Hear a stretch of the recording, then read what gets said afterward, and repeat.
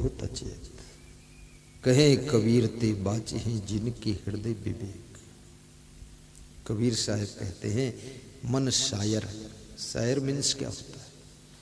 शायर मीन्स होता है समुद्र। समुद्र, समुद्र यानी सागर, सागर यानी दरिया। चलो छोड़ो, पर रायवची सिखाने के लिए नहीं बैठा हूं।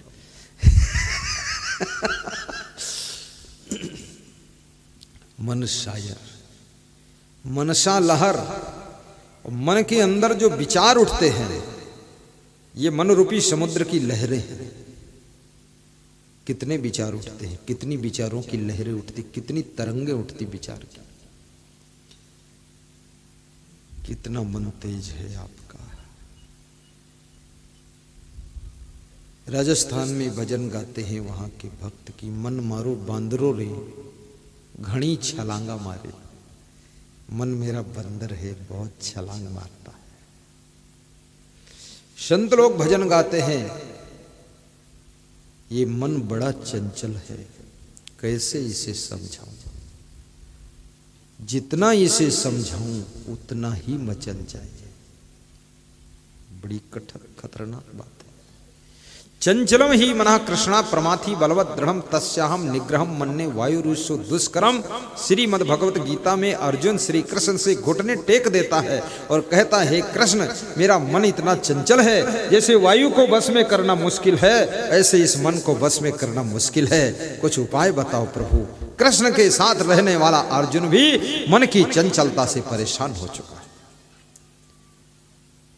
चंचलम ही मनः कृष्णा प्रमाथि बलवत दृढ़म। कृष्ण कहते असंशयम महाबाहो मनो दुर्निग्रहम चलम अभ्यासेन तू कौन ते वैराग्यण चाग्रह्यते। अरे अर्जुन, अभ्यास और वैराग्य के द्वारा हे कुंती नंदन अर्जुन इस मन को बस में किया जा सकता है। इसके लिए अभ्यास कीजिए और अंदर वैराग्य आना चाहिए। वैराग्य जिसके मन में नहीं होगा उसका मन बस में नहीं होगा।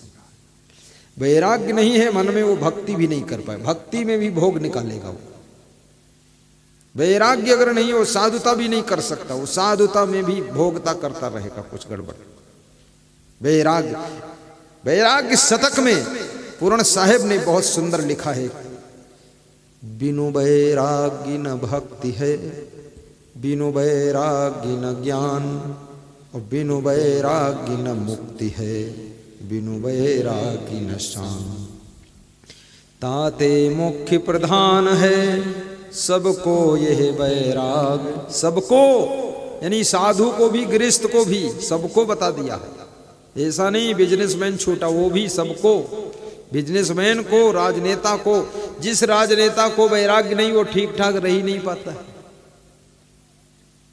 वो भी कुछ भ्रष्टाचार, व्यभिचार, दुराचार, अनाचार क्या क्या करता रहता है। राजनीति में भी वैराग्य की जरूरत है। जिस नेता के पास वैराग्य है वो फिर भ्रष्टाचार नहीं करेगा, वैराग्य कंट्रोल कर लेता है। जिस गृहस्थ के पास वैराग्य है वो अपनी पत्नी को धोखा नहीं देगा, पति को धोखा नहीं देगी स्त्री, क्योंकि जब उसका मन इधर उधर भागेगा तो वैराग्य की शक्ति से अपने मन को नियंत्रित करेगा और उसका मन भटकेगा नहीं, तब वो सही सलामत गृहस्थ धर्म का पालन कर पाएगा। इसलिए वैराग्य की आवश्यकता है। साधु में वैराग्य अगर नहीं है वो साधुता सही सलामत नहीं कर पाएगा, साधना से नहीं रह पाएगा, उसका मन अंदर अंदर चंचलता करेगा और वो धोखा देगा समाज को, भक्त समाज को। इसलिए कहते हैं कबीर साहब ने मना किया है, अधकचरे साधु से मत जुड़ो। किससे जुड़ो? पूरा साहिब से। ये बीजक की साखी है।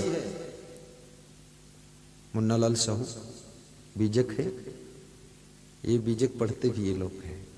स्वर्गीय श्री बहोरन लाल जी चुस्त कबीरपंथी थे, अपने बच्चों को सब कुछ दिया, साथ में भक्ति और सत्संग से इस परिवार को जोड़ दिया कि संत गुरु को मत छोड़ना।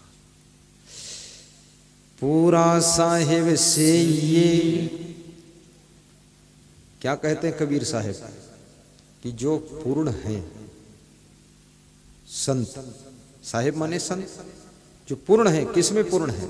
वैराग्य में पूर्ण है, त्याग में पूर्ण है, ब्रह्मचर्य में पूर्ण है, संयम नियम में पूर्ण है, गुणों में पूर्ण है, त्याग तप में पूर्ण है, ब्रह्मचर्य में पूर्ण है, ज्ञान में पूर्ण है, आत्मज्ञान भी है, रहनी में पूर्ण है। उनकी सेवा कीजिए। जैसे बांझ गाय की सेवा करने से क्या दूध मिलने वाला है? कभी नहीं मिलेगा। और गधी को गाय समझकर सेवा करो तो दूध के बजाय लात मिलेगी। तुम सोचो 4 पैर का हर जानवर गाय होता, गाय नहीं गधी भी होती है। पूरा साहिब सही है, कबीर साहब ने ब्रेक मार दिया। पूरा साहिब सही है, सब विध पूरा होगा। फिर लास्ट की अर्धाली में कहते हैं कि सब प्रकार से पूरा होना चाहिए। उसका स्वभाव भी ठीक हो, आचरण भी ठीक हो, कर्म भी ठीक हो, साफ सफाई भी ठीक हो। ऐसे नहीं उल्लुल जुल्लुल फुल्लुल खुल्लुल, तो उसको क्या साहिब कहते हैं, इसके चक्कर में मत पड़ो, राम राम करो, अपना काम करो, फालतू टाइम कमाओ। राजस्थान में मेरा सत्संग था, एक लाल जी नाम का लड़का मुझे कार से लेने आया, बोला मेरी कार में बैठो। हमने कहा लाल जी तुम्हारी कार छोटी है। कार छोटी दिल बड़ा है, बैठ जाओ। मैंने कहा बैठ जाऊंगा, तो मैं बैठा उसमें। तो वो जब बहुत छोटा था तब से मेरे से जुड़ा हुआ था। बोला गुरुजी राजस्थान में आपके नाम से लोग सत्संग सुनने आ जाते हैं। हमने कहा क्यों? बोले आपके सत्संग में कुछ मिलता है। हमने कहा क्या मिलता है? बोले कुछ मिलता है। और फिर उसने बताया कि ऐसे और 2-4 लोग आते हैं यहाँ, पर उनके सत्संग में कुछ तत्व है नहीं, इसलिए हम लोग आते नहीं। तुम्हारा नाम सुनते तो हम आ जाते हैं। उसके गांव जब गए तो उसके गांव में एक प्रिंसिपल था। प्रिंसिपल स्कूल को कंट्रोल करने तो ऐसे देखता था। तो हमने कहा क्या बात है मदन जी? बोले डिसिप्लिन देख रहा हूं आपका मैं, क्लीन और डिसिप्लिन। तो हमने कहा बोले सफाई शुद्धता देखता हूं आपकी और डिसिप्लिन देखता हूं। सब संत भी अनुशासित रहते हैं, आप भी अनुशासन में रहते हैं। तो हमने कहा साधु का मतलब ही है अनुशासन में रहना। अब साधु भी अनुशासन में न रहे तो कौन अनुशासन में रहेगा? जो ठीक से अपने आप को अनुशासन में रखता है वही भक्त कहलाता है और वही संत कहलाता है और वही महान देवी देवता होता है। अनुशासन पूरा साहिब से ये सब विधि पूरा हो, सब प्रकार से पूरा होना चाहिए। साधना में, स्वभाव में, विचार में, वाणी में, व्यवहार में सब विधि पूरा होए। ओछे से नेह लगाएगी और ओछे व्यक्ति से, कबीर साहब कहते जो ओछा है, ओछा का मतलब नीच, नीच का मतलब ओछा मतलब छूछा, छूछा का मतलब खाली, खाली यानी जिस जग में, जिस लोटा में पानी नहीं है और उसमें पानी समझ करके उसको तुम देखते रहोगे तो प्यास लगेगी। जब पीने के लिए उसमें जाओगे तो जब उसमें पानी नहीं है तो पीने को क्या कुछ मिलेगा? नहीं मिलेगा। तो प्यासे के प्यासे रह जाओगे। तो उसको कबीर साहब कहते ओछा। ओछा माने नीच, नीच माने छूछा माने खाली, खाली माने केवल वो बेकार है, कुछ नहीं है, कबाड़ खाना है। तो ओछे से नेह लगाए के, नेह माने प्रेम, नेह माने होता प्रेम, नेह माने श्रद्धा, नेह माने लगाओ। उससे अगर प्रेम जोड़ोगे तो मूलहु आवै खोय। मूलहु मतलब मूल, जो तुम्हारा पहले से थोड़ा बहुत प्रेम भाव था वो भी उसका चरित्र आचरण देख करके खो जाएगा।